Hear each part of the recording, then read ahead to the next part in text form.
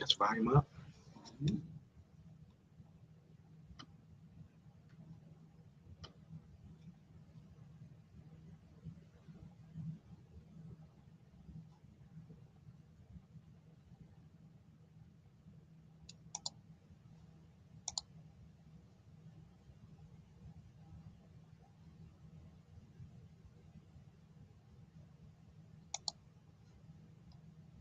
Share the volumes up. Your volume's up.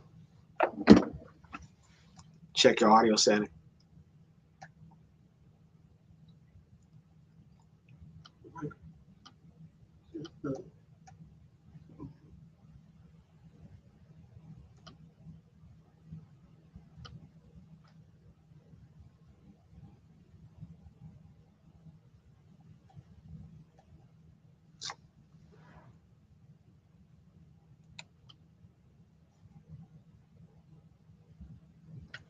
Just did it. You just did it. Yeah.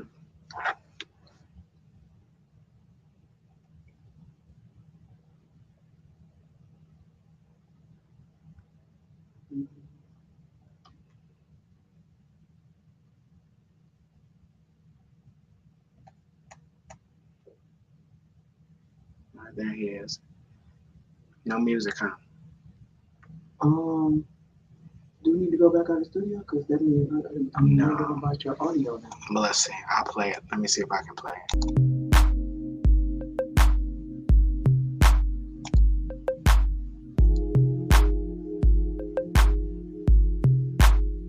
See, I'm controlling the music now.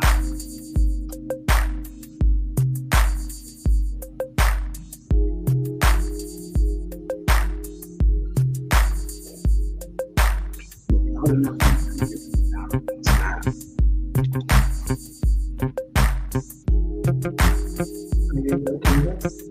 No, it's not. It's at max volume.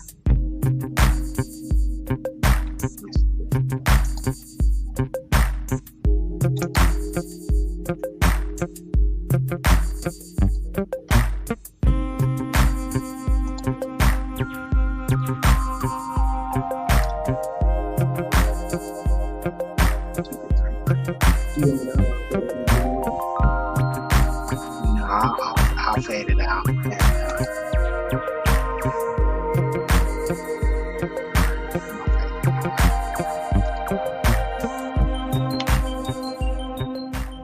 Bring me in 3, 2, 1. Hey family, Kevin Binion here, and welcome to another installment of Under the Influence, where we talk about leadership from various perspectives. I am your host, Kevin Binion. Very glad to be here with you today, and I'm very, very excited about our special guest, my brother, Mr. Keith Binion, and you'll hear from him very shortly. We are very glad to be able to come to you with all this wonderful technology that we have so that we can broadcast this information all over the world. It's important that we understand the principles of leadership that are governing our world today and how important it is for us to have excellent leadership around us at all times. And we have had some excellent guests on the show, from doctors to educators to just everyday individuals in our community who give us some great perspectives on leadership. And we have an individual today who is a specialist in the pharmaceutical industry. And again, I'm very proud to have him here tonight, my brother Keith Binion. So we're going to bring him into the broadcast right now and have him talk to us about leadership. Keith Binion, there you are. How are you tonight, sir? I'm doing well. Good evening. Good evening. All is well with you? All is well. All is well. All right. Well. If you wouldn't mind adjusting your volume, turning your volume up a little bit on your PC if you can. Okay, hold on 1 second.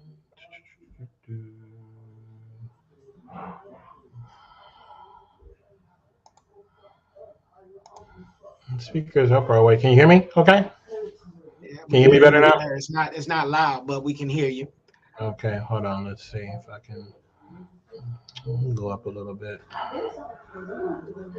And then if you could adjust your lighting in the background as well for us, I'd appreciate that.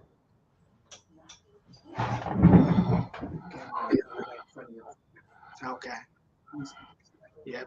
Can you bring your light closer to you? Oh, am I dark? Hold on 1 second. Let's try Yep, you're this. dark.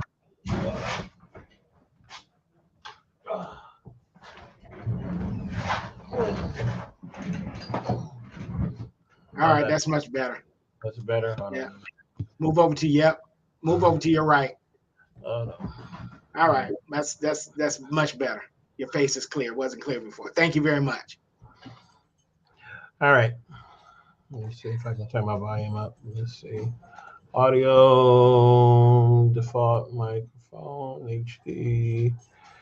Nope. It's up. Volume is up all the way. So I'll just have Okay. to speak That's real. all right. We won't worry about it now. I'll get with you later on. Okay. All right. Welcome to the broadcast. Thank you. All is Thank you. well with you? All is well. Very good. So, as before we get into our questions today, why don't you just tell our audience a little bit about you? And I know that you have received a lot of accolades lately from the pharmaceutical uh, industry. So, why don't you tell people a little bit about what you've done, what you've accomplished, before we get into some questions tonight? Okay.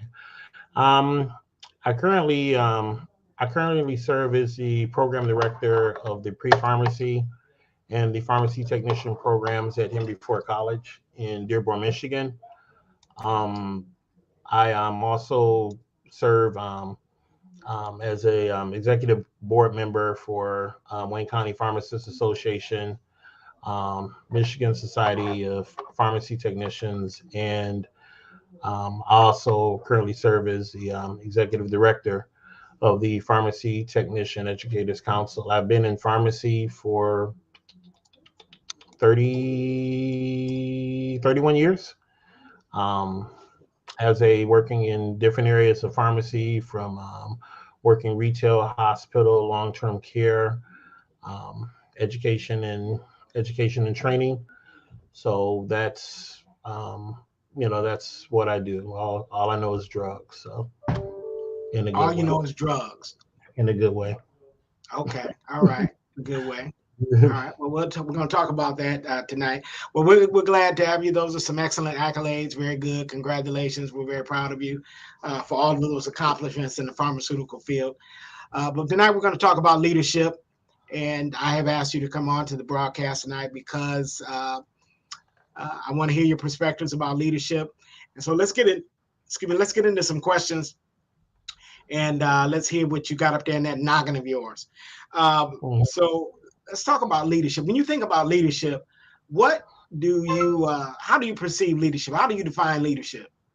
Well, leadership is sometimes confused with management. And management and leadership are different. Okay. One of the things is management somewhat focuses more on someone who might oversee. And I'm not going to say necessarily a somebody that like dictates or um, gives directives of what's supposed to be done. Leadership is different. One thing that I've learned in the different roles that I have, and even also just with going through school, with right now I'm finishing up my master's in higher education leadership. Leadership demonstrates more of an a mentality of we and us and ours, and management is more of like I and mine and in me, and that's one of the things that you see a lot of a true leader. A true leader does not have an issue with rolling up their sleeves and getting in the mud and really going and helping. I mean, if you look at structures, a pyramid, the bottom holds up the top. So you when you look at true at a true leader is somebody who one can get people to buy into the vision as far as what it is that they're trying to do and what they're trying to accomplish, and also to give the support and everything that's needed to go ahead and get the goal accomplished. Okay. Rather than just pointing fingers and saying you didn't do this, you didn't do this, and this is wrong. And a true leader will get in and say, this is what was done wrong. Well, how can we make this better? And also one just to admit that when something is going wrong, that in part it is something that they did wrong, whether they didn't convey the information correctly, whether they didn't explain it correctly, whether they didn't line it all out. So it always it's a matter about taking ownership and saying that I did this wrong, and I'll take the L on this. It's on me. So now let's work together and let's be about solutions. So you mentioned something there. Leaders, when they realize that something is not going correctly, they learn how to make adjustments. They try to find ways to make what's wrong to make it right. Uh, Tell me about what are your thoughts about leadership accountability? Do you believe that leaders have difficulty being accountable for those errors and making those changes and adjustments? Leaders don't. A true leader doesn't. But you have a lot of people that are in authoritative positions and they're not necessarily leaders. They just may have been put there in that position, but they're not necessarily ready to take it on because they don't know all what encompasses and what goes on. Function always precedes title. So a lot of times people think that, okay, I'll take a person and put it in this position and they'll grow into it and they'll learn how to get there, but that's not always the case. And leadership um, has to come by example. One, by good example, by proper teaching, by proper instruction, proper cultivation, and then also as it moves around. Also, people that we in leadership have to really have the have the heart to really want to lead, to realize that the people that have been assigned to them are they're entrusted to them and they're responsible for them. You know, So you said something that was pretty interesting. You made a statement. You said that function precedes title. What does that look like in modern day leadership? What does that look like? if I'm doing something, okay, so let's go the backwards way, and somebody says, I want to put you in this position to be a sweet sweeper, okay? And if I've never swept a sweet street before, then I don't know how it's supposed to be done or what I'm supposed to be doing. On the other hand, if we go ahead and flip it around the other way, and if you see somebody who is doing something and you say, wow, you're doing that and you're doing that very well, okay, we would like to go ahead and to assign you and make you responsible for this, and for you to also to go ahead and show people and empower them to do this as you do it. And over time, the people that you instruct should be able to even do a better job, because as time goes on, you have other different resources and different things that become available to you. And with every different type of model that's out there, um, auto industries do it, PDCA, plan, do, correct, adjust. As you go on and different things are working, when something falls off, you'll be able to go ahead and catch it right where it's making the mistake, make the changes, plug it back in to go ahead and get the desired, to get the desired result of what you are looking for.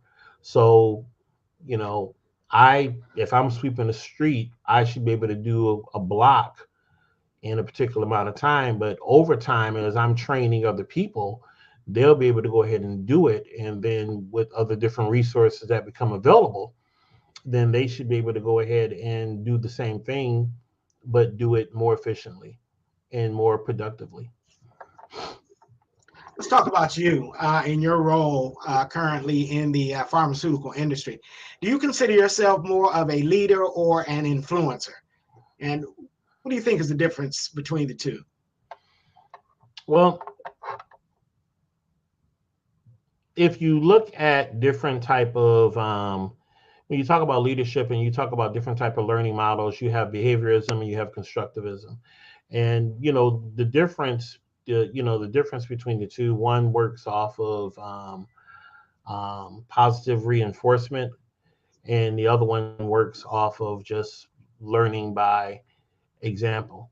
So, somebody who, if you take it and you gear it to the classroom, I can go ahead and give tests to students, and the students will take a test and they'll go ahead and get something wrong. And so, get this wrong, you go ahead and do it again until you get it right. On the other hand, I can go ahead and demonstrate and show them this is how it is done. And then as they're going through and doing it, the mistakes that they make when they're doing incorrectly, say, okay, this is okay, but here's a more effective way on how this is supposed to be, done. And then through, CPR, content presentation, repetition, doing it over and over again, those that you're instructing, um, they'll go ahead and get it better. So if you look at influencing and a leadership, being an influencer, um, that gears toward behaviorism, because what you kind of put out and what you give to people will kind of direct them and guide them until you what you want them to do. Now, influencing can be a positive thing, it can be a negative thing, because if I'm providing a positive influence, then those people will go ahead and do positive things. If I'm doing negative things, then they're going to go ahead and do whatever it is that I'm doing, and it can be negative. You know, leadership is different from that, because what it does, leadership, one, allows the person that's in that position, when they see the different things that are going wrong, will have the ability to go ahead and to stop the process and to make the correction. And then sometimes those that are influencing people sometimes don't realize or want to accept that what they're doing is wrong and taking things in the wrong direction. So then the outcomes that you're achieving are not what you're looking for. Let's talk about you're a specialist in you're a subject matter expert in the pharmaceutical field. How important is leadership in uh, your arena? I think leadership is important what I do. We've always heard people say, do as I say, not as I do. Okay. And sometimes when you give people a directive, it could be the wrong thing. And a lot of times where people will say, well, that's wrong, but because this is the directive that I've been given, I'm going to go ahead and carry it out. On the backside, when you say not what I do, you lead by example. And so when you lead by example, the goal is to show people what they're supposed to be doing. I tell my students, pharmacy is different than English, because if I make a typo, not to saying that those different areas of skills are not important, because if I make a mistake with grammar, it can lead to something. If I make a mistake in math, it can lead to money being off or finances being off. And in pharmacy, when you make a mistake, people die. Okay, and that's ultimately what it is. So when you look at how leadership is important in the role that I do in education, and in healthcare, um, you can be the captain that says this is the direction that we need to go, or you can be the rudder that moves and makes the boat go in the direction that you wanted to. So when people look up to you, they will say, what is it that we're supposed to do, and you have to be about solutions, because things are not always going to go right, but you can say, okay, this messed up. You have to be able to go ahead and always have a handle on the situation that you're dealing with, and use different techniques or different things to go ahead and to sometimes put people at ease. There could be hectic or chaotic situations that are going on, and as a leader is able to step in and say, okay, this is going to be okay. We're going to get through this, and this is how we're going to do it. And stepping in, and then now saying, not do as I say, not as I do. It should be the opposite.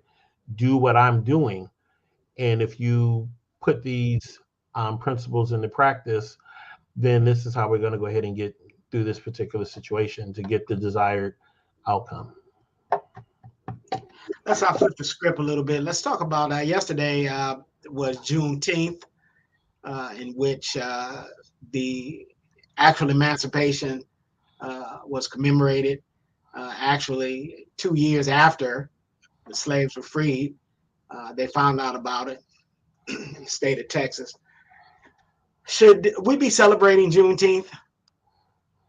Is that an important part of our culture, our history? Should we be celebrating that? What are your thoughts about that? I think that we should. I mean, one of the word tells us that people perish for a lack of knowledge. And it also says, and all that getting, get an understanding. Um, with different things that we've been through as a people, and a lot of different races have been through other different things, and they hold on to their heritage, and they make sure that they are educated. And it's not that they browbeat anybody down about, this is what we've been through as a people, and you should acknowledge this. But we as a people just need to be aware of the truth of what happened and what we've been through, and why this is important for us to walk in it. Um, so many different things that happen, and we as a people, we as a race, we as a culture, so many different things are dumbed down, and it appears, and it's obvious, not it appears, but it's obvious that we as a people have had our ultimately just have had our culture, our history, and everything erased. Okay, and basically it was interrupted. And because of where we are and different things. I mean, it's obvious. I mean, you go back 3,000-4,000 years, and Hotep was the father of medicine. A lot of different things. If you're looking for pharmacy, a lot of different remedies and different things that came from that, um, that are still documented, that in the pharmaceutical industry, a lot of those different remedies and different things are still used to make different type of medications. And the reality of it is, and I'm not on a soapbox of politics or anything, but as different races of people were colonized, technology and history, different things were stopped. Okay, Mm-hmm. stopped. They came to a halt, and different things were raced away. Even if you look at other different countries, if you look at like Syria and Iran and Iraq and different things where parts of their history and heritage, different things were just totally just wiped out. And there's no mention of different things, and a lot of it's just fear. Reality is, a lot of people and a lot of races, they don't have an issue with you being successful, but if you are equal with them or above them, then they look at this as a threat. So one, we do need to celebrate our freedom, just like people celebrate the Fourth of July as their independence, as they came out from under um, the rule of Britain, and how they fought to get their independence. We as a people, um, should do the same thing, and then just be able to walk in the freedom that's been given, and just make the most of it. Let's talk about you as a, just going to stay on this Juneteenth, uh, Ben, for just a minute. As a Black man in the pharmaceutical industry, what challenges have you faced in terms of leadership, or even just in terms of awareness? Am I black? Yeah, I guess I am black, huh? Yeah, you Okay. Black. Okay. I was this morning when I woke up. So, all right. Um, you know, one of the things in the industry where I work in pharmacy, working as a technician, working in different areas, and then moving into education as a teacher, and then moving into different areas where I served as program director for different colleges. There's always a threat. It's funny. It's funny. I get more opposition. I get more opposition from people in the industry that are not established than people in the industry who are well known and established. It's like for every, you know, all the different areas that different boards of pharmacy, like National Pharmacists Association, American Society Health System Pharmacist, Michigan Pharmacists Association, Illinois Conference of Pharmacists, American Pharmacists Association. I know all the directors and the presidents and the CEOs. I know them, by name, and we talk, and they reach out to me for input. And right now, we know that right now dealing with the shortage of pharmacy technicians in the industry, they're reaching out and say, we need to stop the bleeding. Keith, what is your input? What do you see as the problem? How can we go ahead and make things better? How can we get more technicians? How can we get them to realize that the profession of the pharmacy technician is just that? It is a career, and they're doing more than just counting by fives and putting pills in a bottle and taking out garbage and sweeping the floor. Um, so on a national level, I don't run into any opposition, you know, but sometimes with other different areas that some of the different organizations that I serve that are volunteer organizations, that's where I run into the opposition, and that's where I run into the different challenges. And I don't worry about it too much. I mean, the word says a man's gift will make room for him and bring him to the presence of great people. So I look at the different opportunities where every position that I've been at and every board that I serve on, the directors and the CEOs have come to me and said, Keith, we want you to be a part of this. Keith, we want you to sit on this. And so, that shows that um, I don't have a whole bunch of money, but I have over the years, I have acquired knowledge as far as what I do. And they look at my leadership, you know, capabilities where, that I've constructed and built pharmacy programs from hand, from the bottom up and got them accredited. Um, I've worked with other different areas of pharmacy, and they like that. And one thing, people never have a problem or an issue investing in something that's going to go ahead and make them more. That's just a kingdom principle, because kingdom is about expansion. Okay, so if they look at it, if they go ahead and invest in something that's going to enlarge their territory, then they don't have a problem. They don't have a problem with doing it, and they don't have a problem with making investment. I mean, that's just a kingdom principle of sowing and reaping. So.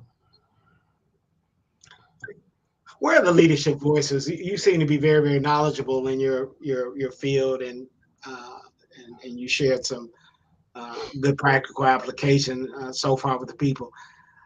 What has happened to leadership voices in our communities? Where are they? Why don't we have more? Compromise means surrender. I really believe a lot of people that have the ability to lead have put themselves in position where their voices have been silenced. So one of the things that every partnership is not always a good partnership. Every alliance is not always a good alliance. Um, I remember when Mercedes Benz and Chrysler when they merged, and I remember the leader of Mercedes. He said, this is not a merger, it's a takeover. Just let them know day one. So this is what it is. We're coming over, and we're going to go ahead and do this. We're going to go ahead and do this our way. So sometimes when you look at merging with different people, or sometimes when you want to work together with people, you have to look at this: what is it going to be? Is it going to be for the greater good or not? And certain things, if it go ahead and if it silences you, or ties your hands, then it's not a good thing. I give you an example. Um, and like I said, and not really not a politics and different things like that, but the government has laws, and the church, the church, and remember the ministry where I fellowship, my pastor is he's a judge, and he makes it very clear. He says, "Well, I'm in the pulpit. I don't bring the court into the pulpit. And when I'm in the court, I don't bring the church or the ministry into the court, because there is a total separation of the church and the state. I walk in two different authorities, but I can't execute one authority here, and I can't execute the other authority there." But just going back, when we look at leadership, and we look at why voices are silenced, if you align yourself with the wrong person, then give you give your authority back over to that, if you're not careful. I mean, if we look at it with we look at it with ministry. The enemy has no power over us. He has no power. But every sin that you yield to, the dominion and authority that God has given you, you relinquish it to that particular principality, or that particular demon, or that particular authority, that demon in that particular area. So now you have to fight to go ahead and get it back, because you willfully gave it up. So if we look at leadership, and we look at church leadership, one thing, and you know, faith-based initiatives and different things like that are good ways that they will go ahead and provide resources for ministry to do different things. Okay. However, when you start dealing with government money, that is a different area that you have to work with and walk in. So now you have to adhere to those particular guidelines. So different things that you may want to speak out about, or may not necessarily be happy with, um, you have to be careful about as for what you say or what you do, because now you have to adhere to those particular guidelines. Um, a lot of leaders, sometimes I think, is really have given up the fight, and forgotten um, they've forgotten how much power and authority that they have, and their role as far as what they're supposed to do. And for some, they just really just don't want to pick up like the old folks say, pick up the bloodstained banner, and go forward. Let's talk about and you talked about compromise being surrender. I heard that, uh, and you and I both heard that terminology said multiple times. And I want to talk about um, boldness when it comes to leadership. I can cite several examples of leaders who demonstrated boldness, courage, integrity. They paid the ultimate price for doing so. Is it possible for somebody to be a leader uh, without having that commitment to that type of boldness and courage. Mhm. Boldness and courage are characteristics of leadership. So a true leader, their true leader, their life is going to emulate and show those particular things. It's going to show boldness. It's going to show courage. It's going to show humility. It's going to show knowledge. It's going to show strength. Um, it's also going to show signs of weakness. Um, in in particular areas that one just admitting that okay they don't know everything. A true leader. One of the hardest things for leaders is to boldness and courage is one thing, but then a lot of leaders don't like to admit that they are wrong. You know, and that's a to be able to admit that you're wrong and to admit that you don't know everything and to admit that other people that around you know more than you is for some people it's a challenge, for true leaders. Your harvest is always greater than the seed that you sow. So as a leader, your job is to go ahead and to impart what you know into other people and cultivate it, grow it, and propel people to their destiny. And the people that you raise up should be bigger than you, should be greater than you, should be doing greater exploits. Jesus told his disciples, he said, what? Greater things, greater works. He didn't try and sit on them.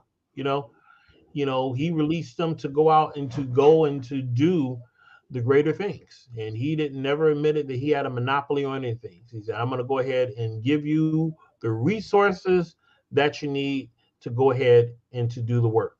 And so as a true leader should be able to go ahead and to release and pour and give everybody everything that they need to go ahead and do greater things. When I tell my instructors when they would teach my classes, I would say, okay, these are the out objectives that I need taught.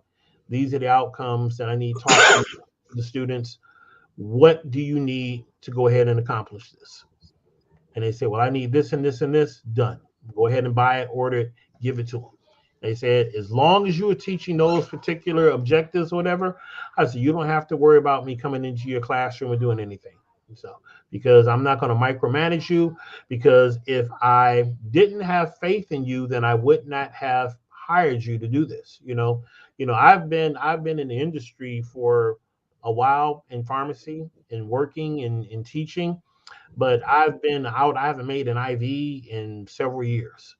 I've made IV in several years. So a lot of different things that go on in the industry with the new systems of how um, they do different type of compounding, different things. I don't know. So when I hire people, I go and get people that are working in the industry and need to do this on a daily basis, and I say, go ahead and deliver this. You know, people that know billing and medication therapy management and product verification that are doing it. Those are the people that I go ahead and put in position to go ahead and go ahead and convey that information to the students. And my job is just to offer the support and the resources on the back end, you know, for whatever they need, so that way they can be successful, so that way we can meet the outcomes that are needed, so that way the industry partners are are happy and satisfied. So I want to stay here for a minute because you're bringing out some good points about leadership. One of the things you mentioned, which I also understand in leadership, is that the people that you train ought to do greater things than you because you release them into their destiny. I like to use the term allowing people to be great.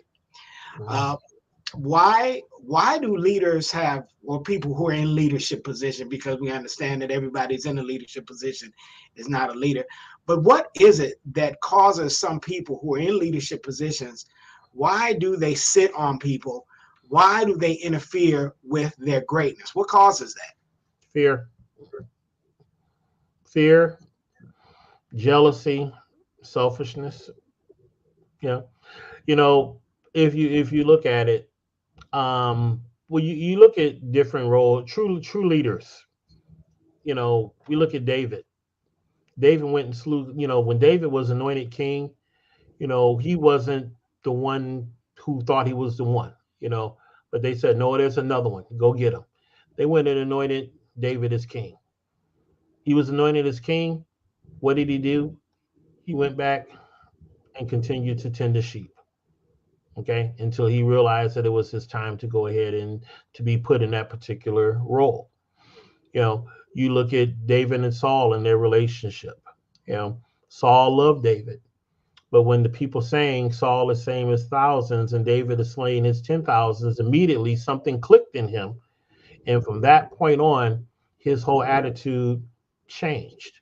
A true leader will realize that if somebody of the person that you train or the person that you appoint has a greater capability of getting a better yield, then you put them in that particular area so that you can go ahead and to get it and achieve it, rather than if I'm doing something and it's effective, but if I'm training somebody else and if they're able to get a greater yield as a leader, in math they call it maximizing, in calculus they call it maximizing the min and minimizing the max.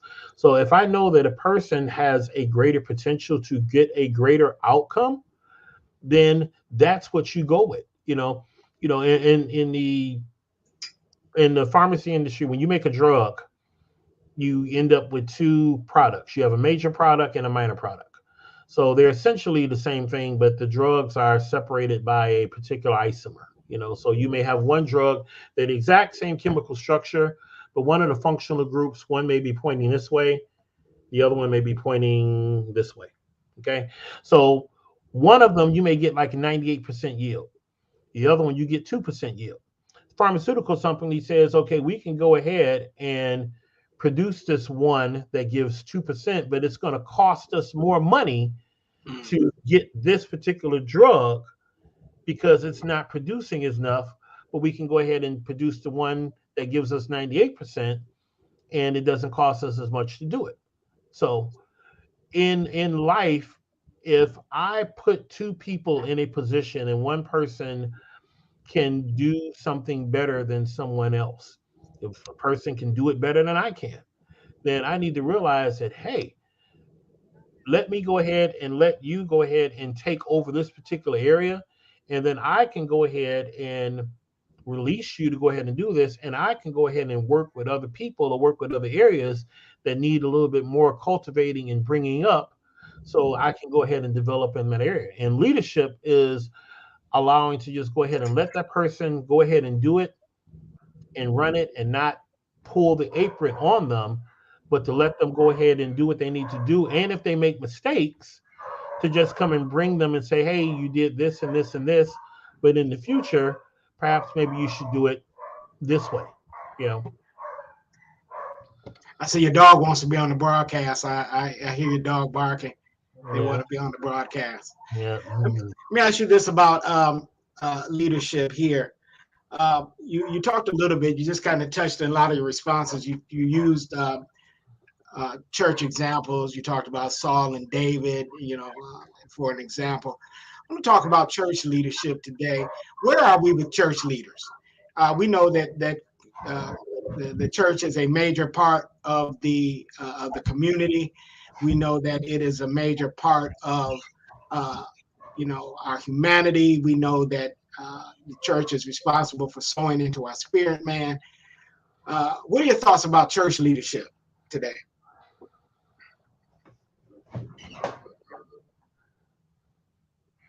Okay. Don't tell nobody where I live. So. Um,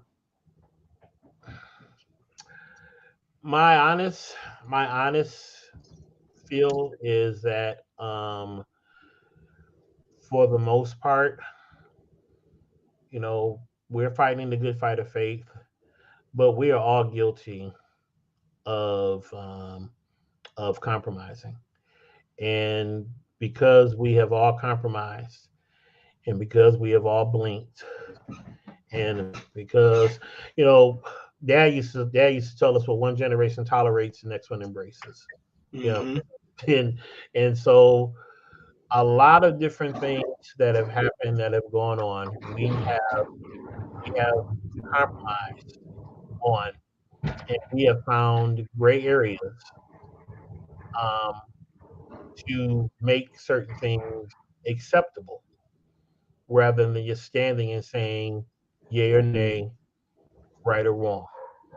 And we're doing more than saying, we're saying more well, we're saying more however, we're saying more, well, it's okay, and certain things are not okay because we've moved away from. Jesus said offenses may come. He told us that offenses may come. Jesus offended people. He stepped on people's toes. He pushed their buttons. He used to pick with people's minds. You know, and that's just what he did, and they did not like him. And but the thing is that a lot of us as leaders, we want to be liked, we want to be popular, we want to be respected, we want to be admonished, we want to be lifted up, we want to be exalted. So a lot of pastors don't want to go back to preaching the pews. you know, they're comfortable and they like, some of them like their big ministries. Some of them just, like the notoriety. But the world should not have more power over the church. And the church has lost its power, it's lost its strength because it's not walking into it. I mean, what, a couple weeks ago, and like I said, not getting into politics of different things, and people talk about pro-life and abortion and different things like that. But down in Joel Osteen's church last week, 3 women disrupted service, and he had to cancel service. Now, how many people have in this church? 20, 25,000 people sitting there, and three people shut down service. 3 people, just three.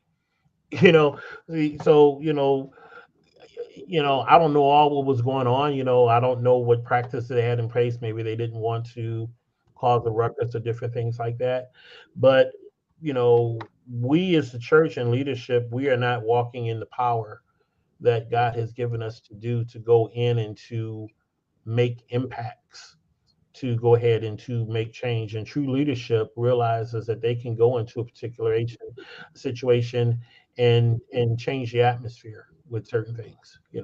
But because we want to be peaceable among everybody, that we're not really walking in the roles that what we're supposed to be doing, and we're really not training people to walk in the roles that they're supposed to. And that's when it goes back to learning by example. Okay, because if you're setting the pattern, if you're making the mold, then as you're replicating yourself, then you know there should be an impact as far as what you're trying to do, what you're trying to get accomplished. So you talked about the incident at Joel Osteen's church, which I am familiar with. Also, a few weeks ago, it was Hillsong. Uh, Mhm. there seemed to be a lot of uh, church leaders that, for one reason or another, are being exposed at a national level. Um, why do you think that is? What's going on? Well, I think a couple of things. I think God is really just pulling back the sheets and he's shaking the carpet and pulling back the sheets.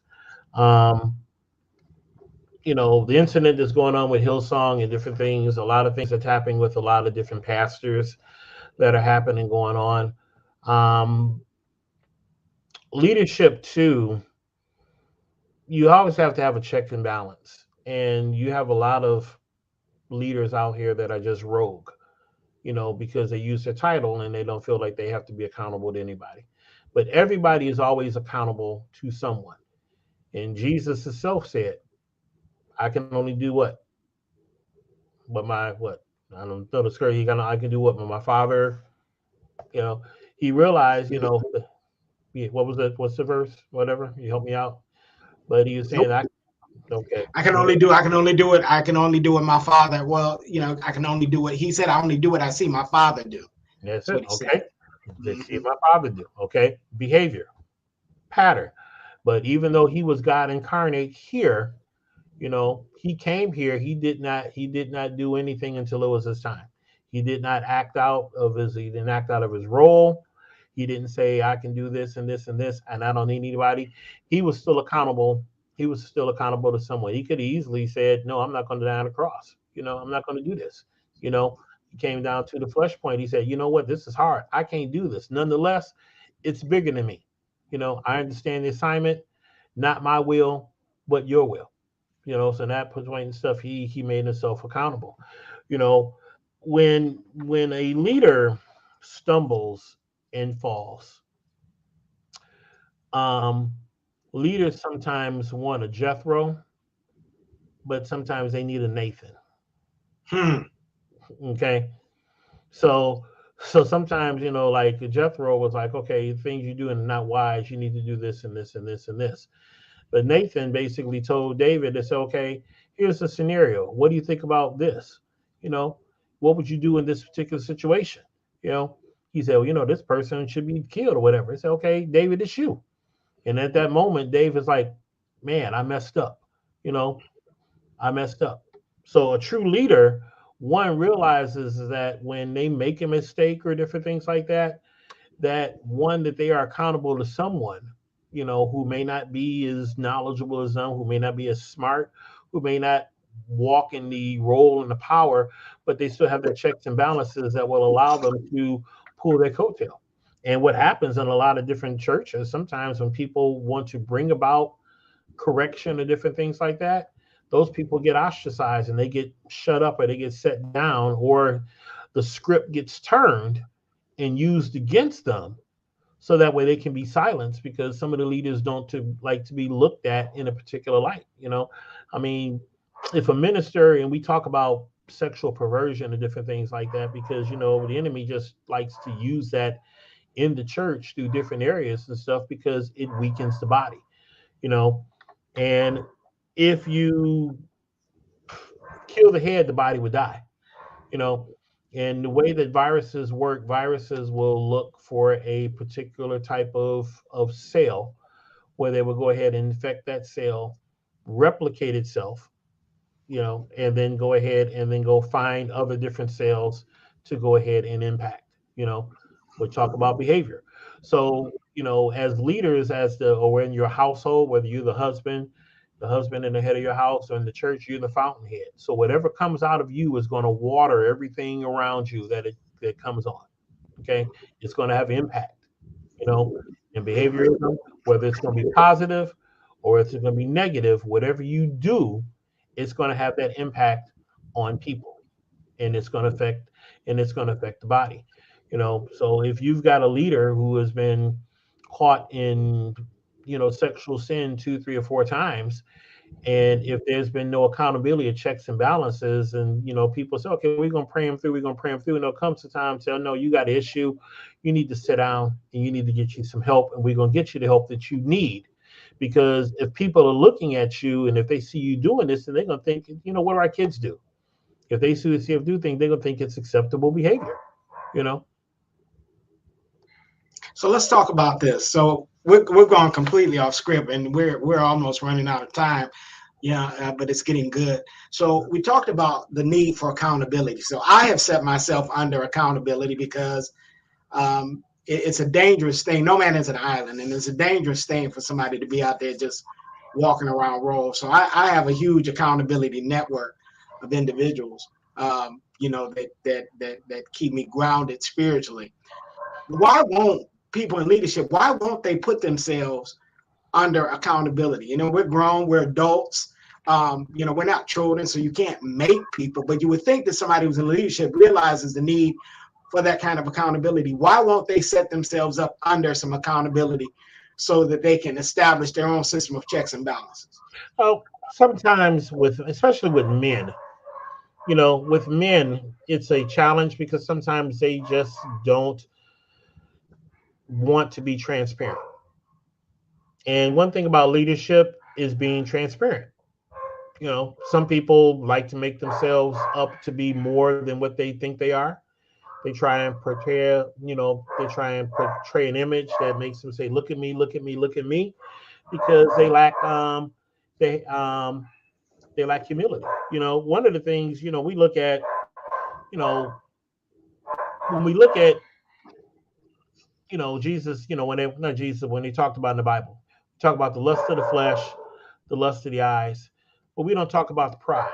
You know, and it's the pride of life. And the Bible says pride goes before destruction and a haughty spirit before a fall.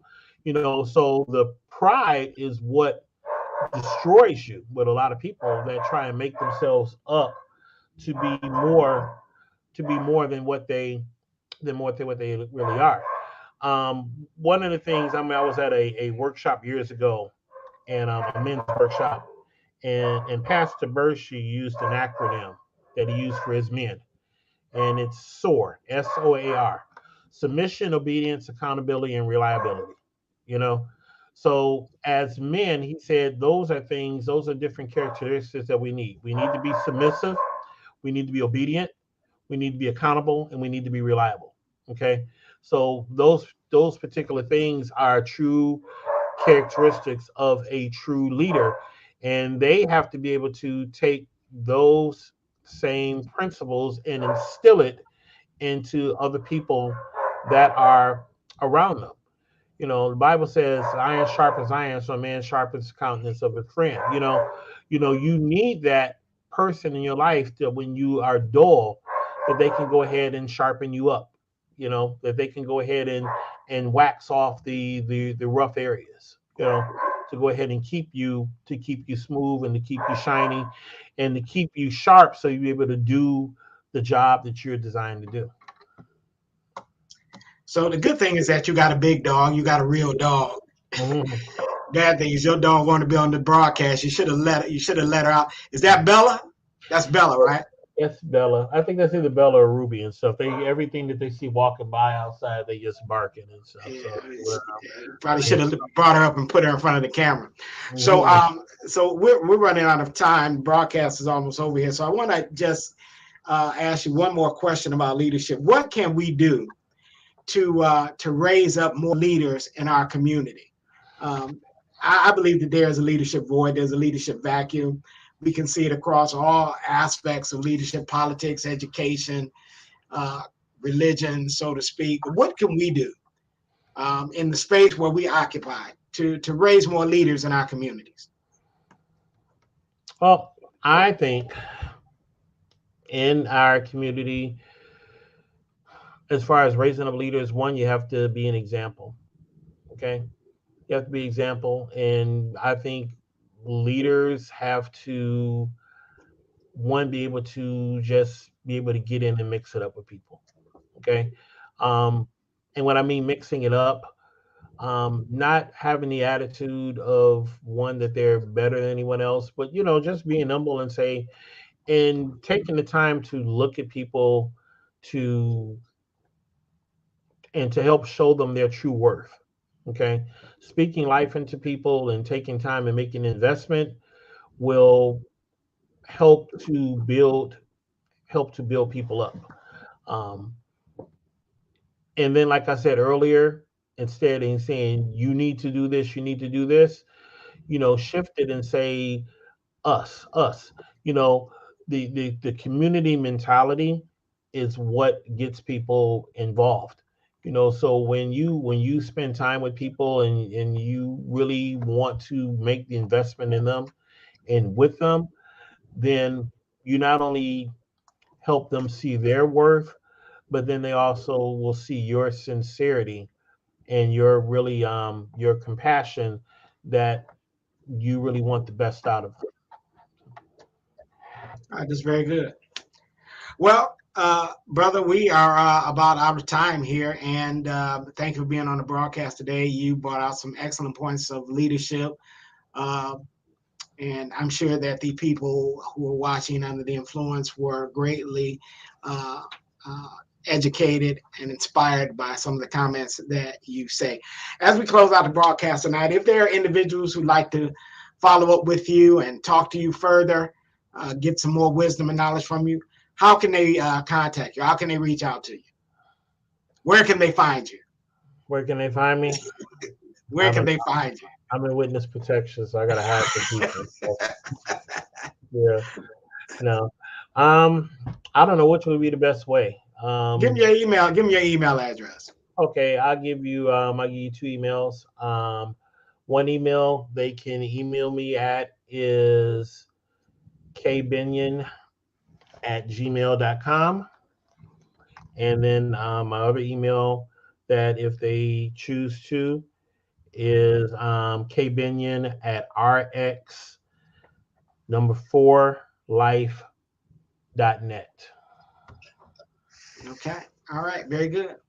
Well, we got those recorded, and we will certainly put them out there for individuals to contact you in the future. So don't be surprised if you don't get a few calls or correspondence regarding your knowledge. Thank you so much for being on the show. We are signing out, and we will have you back again at the appointed time. And everybody, we really enjoyed Keith being on the broadcast today. And so we are really glad that he was here.